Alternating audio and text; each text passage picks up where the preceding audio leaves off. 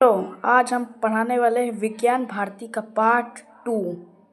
Part 2 का नाम है मानव निर्मित वस्तुएं। मानव निर्मित वस्तुएं, चलो इसका प्रश्न उत्तर करवा देते हैं। तो पहला, निम्नलिखित प्रश्नों के सही विकल्प छांटकर अपनी अभ्यास पुस्तिका में लिखिए। थर्माकोल का दूसरा नाम है स्टाइरोन। पौधों का मुख्य पोषण तत्व है नाइट्रोजन। और फेरिक ऑक्साइड मिलाने से निर्मित कांच होता है हरा। खिड़कियों में प्रयोग किया जाता है साधारण या मृदु कांच। निम्नलिखित कथनों में सही कथन पर सही और गलत कथन पर गलत का चिन्ह लगाइए। तो फोटोक्रोमिक कांच प्राप्त करने के लिए उसमें कुछ सिल्वर आयोडीन मिलाया जाता है, सही है। रेयान प्राकृतिक रेशा है, गलत है। सीमेंट, साबुन, प्लास्टिक आदि मानव निर्मित वस्तुएं हैं, सही है। और एंटीबायोटिक दवाओं का उपयोग कीटाणुनाशक के रूप में किया जाता है, सही है। तो चले अगले पेज नंबर पर। तो तीसरा, नीचे दिए गए शब्दों की सहायता से रिक्त स्थानों की पूर्ति अभ्यास पुस्तिका में कीजिए। तो साबुन, प्राकृतिक, बर्तन, संश्लेष, पराबैंगनी। तो का नंबर, मेलामाइन का उपयोग प्लास्टिक के बर्तन बनाने में किया जाता है। और सूत, रेशम, ऊन प्राकृतिक रेशे हैं। धूप के चश्मे सूर्य की पराबैंगनी किरणों से आंखों को बचाते हैं। घ नंबर, सोडियम हाइड्रॉक्साइड और वनस्पति तेल की क्रिया से साबुन प्राप्त किया जाता है। और अंगा नंबर, संश्लेषित रेशों से बने कपड़े अधिक टिकाऊ और सस्ते होते हैं। चौथा, संक्षेप में उत्तर दीजिए। कारण, प्राकृतिक एवं मानव निर्मित वस्तुओं से आप क्या समझते हैं? जो वस्तुएं मानव बनाता है उसे मानव निर्मित कहते हैं, और जो वस्तुएं प्रकृति से मिलती हैं उसे प्राकृतिक वस्तुएं कहते हैं। तो दूसरा, किन्हीं 4 प्रकार के कांच का नाम लिखिए, इसे भी हम दिखा देते हैं। तो इसका उत्तर यहाँ है, लिख देना आपको। साधारण कांच, कठोर कांच एवं फ्लिंट कांच आदि कांच के प्रकार हैं। पहला का खा नंबर। तो पहला का गा देखते हैं। पहला का गा पूछ रहा है, पॉलीथीन, टेफ्लॉन, एक्रिलिक तथा बेकेलाइट के एक एक उपयोग लिखिए। तो यहाँ हम दिखा देते इसे भी। तो यहाँ से पॉलीथीन, एक्रिलिक, ये देखो पॉलीथीन में लिख देना है थैली न टूटने वाली बोतल, पाइप, बाल्टी आदि बनाने में। और एक्रिलिक में लिख देना है कार एवं ट्रकों की खिड़कियों में। और इसमें है ये वाला बैकेलाइट में लिख देना बिजली के प्लग एवं स्विच तथा कंघी, पेन और हत्थे बनाने में बैकेलाइट प्लास्टिक का उपयोग किया जाता है, ये देखिए। और टेफ्लॉन का उपयोग नॉन स्टिक बर्तन पर ऊष्मा प्रतिरोधी परत चढ़ाने में। का नंबर ये पूरा हो गया 11 नंबर। अब खा नंबर पे आते हैं। पहला का खा चौथा खा पूछ रहा है, साबुन और अपमार्जक में क्या अंतर है? तो इसे भी दिखा देते हैं। तो ये देखिए, साबुन और अपमार्जक क्या है अंतर। कुछ साबुन औषधि के रूप में भी प्रयोग किए जाते हैं, जैसे त्वचा के रोधी। अधिकांशतः जिन साबुनों का उपयोग करते हैं उनमें कुछ मात्रा में कार्बोलिक अम्ल, गंधक, नीम का तेल आदि मिले होते हैं। रासायनिक रूप में साबुन उच्चवासीय अम्लों के सोडियम तथा पोटेशियम लवण होते हैं। इन्हें प्रायः सोडियम अथवा पोटेशियम हाइड्रॉक्साइड तथा वनस्पति तेल की पारस्परिक क्रिया द्वारा बनाया जाता है। और अपमार्जक क्या है? तो अपमार्जक, बाजार से जब आप कपड़ा धोने के लिए साबुन खरीदने जाते हैं तब दुकानदार साबुन की जो टिकिया देता है उस पर सामान्यतः साबुन अंकित नहीं रहता है। टिकिया के रैपर पर डिटर्जेंट टिकिया लिखा होता है। आपने कभी सोचा है कि यह डिटर्जेंट क्या है? यह डिटर्जेंट की अपमार्जक है, जो कठोर जल के साथ भी झाग देने वाला रासायनिक पदार्थ होता है। यह कपड़ा धोने में काफ़ी मददगार होता है, परंतु रासायनिक दृष्टि से साबुन से भिन्न होता है।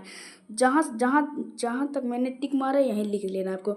इन्हें प्रत्येक सोडियम अथवा पोटेशियम हाइड्रोक्साइड तथा वनस्पति तेल की पारस्परिक क्रिया द्वारा बनाया जाता है। और यहाँ से यह डिटर्जेंट के अपमार्जक की कठोर यहाँ से आपको यहाँ तक धुलते हैं तक लेते हैं ना, धुलते हैं तक। अब अगले आप आगे देख लेते हैं। और आगे मृतिका क्या है, मृतिका क्या है इसे भी इसे भी दिखा देते हैं मृतिका क्या है। तो देखिए, तो ये देखिए, इसे पढ़ लिए, मैं पढ़ूंगा नहीं, इसे पढ़ लीजिए। देखो मृतिका क्या है। मृतिका की परिभाषा, मृतिका किसे कहते हैं? भ्रमण पर जाकर कुम्हार द्वारा, मैं कहानी सुनाई थी, तो भ्रमण पर जाए कुम्हार द्वारा बनाए कच्चे एवं पकाए हुए मिट्टी के बर्तन आदि का अवलोकन करें। इन्हें बनाने के कुछ कुम्हार एक विशेष प्रकार की मिट्टी का उपयोग करते हैं जिसे चिकनी मिट्टी या क्ले कहते हैं। यहाँ से आपको लिख लेना, गूंथी हुई चिकनी मिट्टी से चाक द्वारा पहले कच्चे बर्तन बनाए जाते हैं, फिर उन्हें उच्च ताप पर भट्टी में पकाया जाता है। पके हुए इन बर्तनों को ही मृतिका कहा जाता है। यहाँ से आपको लिख देना है, कहाँ से, ये यहाँ से गूंथी हुई से आपको कहा जाता है तक लिख लेना। चलो आगे देखते हैं। तो 5वें में स्तंभ का के अधूरे वाक्यों को स्तंभ खा की सहायता से पूरा कीजिए। तो देख लेते, स्तंभ का मनुष्य अथवा मशीनों द्वारा तैयार की गई वस्तुएं मानव निर्मित होती है। ये देख लिए, मानव निर्मित वस्तुएं कहलाती हैं। और दूसरा नंबर, मकान बनाने में ईंट, सीमेंट, सरिया आदि का उपयोग किया जाता है। सीमेंट के नए प्लास्टर पर पानी का छिड़काव आवश्यक होता है। और नंबर, रेयान रेशों को कृत्रिम रेशा भी कहा जाता है। तो आगे देख लेते हैं। निम्नलिखित 6 नंबर, निम्नलिखित प्रश्नों के उत्तर दीजिए। का नंबर, भूमि में पोषण तत्वों की पूर्ति के लिए कौन कौन से उपाय किए जा सकते हैं, इसका भी उत्तर हम दिखा देते हैं। भूमि में पोषक तत्वों की पूर्ति के लिए कौन कौन से उपाय किए जा सकते हैं, ये मैं नहीं बताऊंगा कि हर प्रश्न में मैं नहीं बताऊंगा। एक प्रश्न अपने से कर लेना है आप लोग को। और नंबर ये बता दूंगा, धूप में बाहर निकलने पर हम धूप के चश्मों का प्रयोग क्यों करते हैं, इसका उत्तर मैं बता दूंगा। तो ये देखिए, यह सोडियम कार्बोनेट, चूना पत्थर और सिलिकॉन को मिलाकर बनाया जाता है। इसका उपयोग बोतल, और ये क्या लिखा है, बोतल, परखनीली, खिड़की के शीशे आदि बनाने में किया जाता है। और यह भी लिख देना, कठोर कच्चे पोटेशियम कार्बोनेट, चूना पत्थर और रेत के मिश्रण से बनाया जाता है। इसका उपयोग प्लास्टिक बीकर क्या लिखा है यार, ये बार बार दिक्कत दे रहा है। परख नली आदि प्रयोगशाला के उपकरण बनाने में किया जाता है। और इससे भी लिख देना है, sodium carbonate, potassium carbonate, boric acid तथा सिलिका के मिश्रण को गर्म करके प्राप्त किया जाता है। इससे प्रिज्म तथा प्रकाशित यंत्र के लेंस बनाए जाते हैं। दृष्टि दोषों को दूर करने के लिए चश्मों के लेंस भी फ्लिंट कांच से ही निर्मित हो जाते हैं। फ्लिंट या प्रकाशीय कांच से ही इसे देखा जाता है। यह देखो, धूप के चश्मे क्यों लगाए जाते हैं, धूप के चश्मे, ये देखो, देख लीजिए, लिख लीजिए, जितना लिखना हो लो लिख लीजिए, धूप के चश्मे क्यों लगाए जाते हैं, देख लिया। अब आगे प्रश्न में चलते हैं। नंबर, संश्लेषित रेशों से बने वस्त्र जल्दी क्यों सूख जाते हैं, इसका भी उत्तर दे देगी। ये देखिए, इसको उत्तर जल्दी सूख जाते हैं तो जबकि नायलॉन, पॉलीथीन, इसका पूरा ये देख लेते हैं। नायलॉन, प्लास्टिक, रेक्रॉन, रेयान आदि मानव निर्मित रेशे, इस प्रकार के रेशों को संश्लेषित रेशे कहते हैं।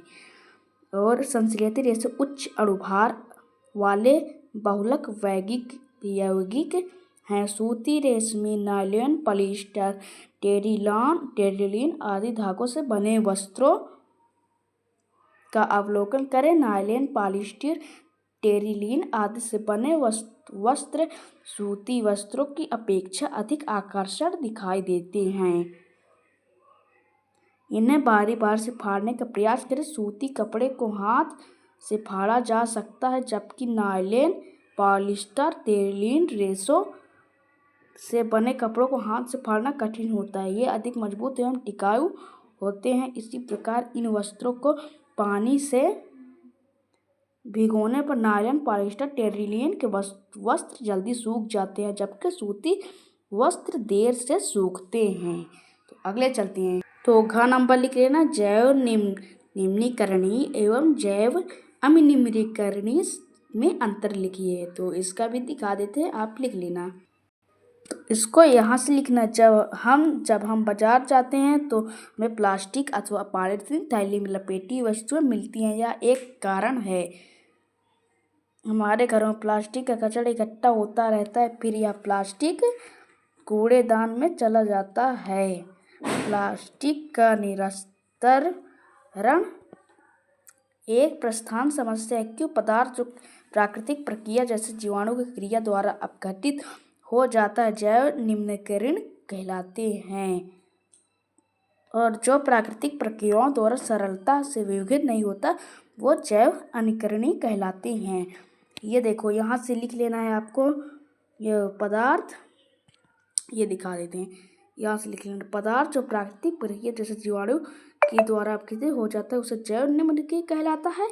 और यहाँ लिख लेना है, और जो प्राकृतिक प्रक्रियाओं द्वारा सरलता से विघटित नहीं होता उसे जैव ये कहलाता है। तो इतना लिख लेना है आपको। आप चैप्टर खत्म हो गया आपका। देख लीजिए, चैप्टर आपका खत्म हो गया। इसमें प्रोजेक्ट कार्य आपको कर लेना है।